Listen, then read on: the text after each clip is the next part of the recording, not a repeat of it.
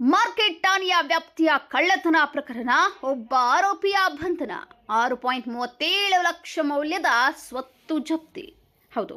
ಬೀದರ ಜಿಲ್ಲೆಯಲ್ಲಿ ನಡೆದ ಮನೆ ಕಳವು ಪ್ರಕರಣ ಭೇದಿಸಿ ಒಬ್ಬ ಆರೋಪಿಯನ್ನ ಬಂಧಿಸಿ ಆತನಿಂದ 6,37,500 ರೂಪಾಯಿ ಮೌಲ್ಯದ ಸ್ವತ್ತನ್ನ ವಶಕ್ಕೆ ಪಡೆಯಲಾಗಿದೆ.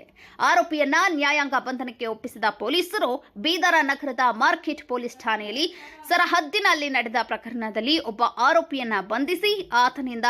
2.40 ಲಕ್ಷ ಮೌಲ್ಯದ 30 ಗ್ರಾಂ ಚಿನ್ನದ ಬಿಸ್ಕಿಟ್, 2 ಲಕ್ಷ ಮೌಲ್ಯದ 25 ಗ್ರಾಂ ಚಿನ್ನದ ಚಂಪಾಕಲಿ ಕೊರಳಿನ ಹಾರ, 96,000 ಮೌಲ್ಯದ 12 ಗ್ರಾಂ ಚಿನ್ನದ ಲಾಕೆಟ್, 40,000 ಮೌಲ್ಯದ 5 ಗ್ರಾಂ ಬಂಗಾರದ ಬೆರಳಿನ ಸುತ್ತುಂಗರ, 24,000 ಮೌಲ್ಯದ 3 ಗ್ರಾಂ ಚಿನ್ನದ ಪದಕ, ಗುಂಡುಗಳು ಸೇರಿ ಒಟ್ಟು 7.5 ತೊಲ ಚಿನ್ನಾಭರಣ, ಒಟ್ಟು 6,37,500 ರೂಪಾಯಿ ಬೆಲೆ ಬಾಳುವ ಸ್ವತ್ತು ಜಪ್ತಿ ಮಾಡಲಾಗಿದೆ ಎಂದು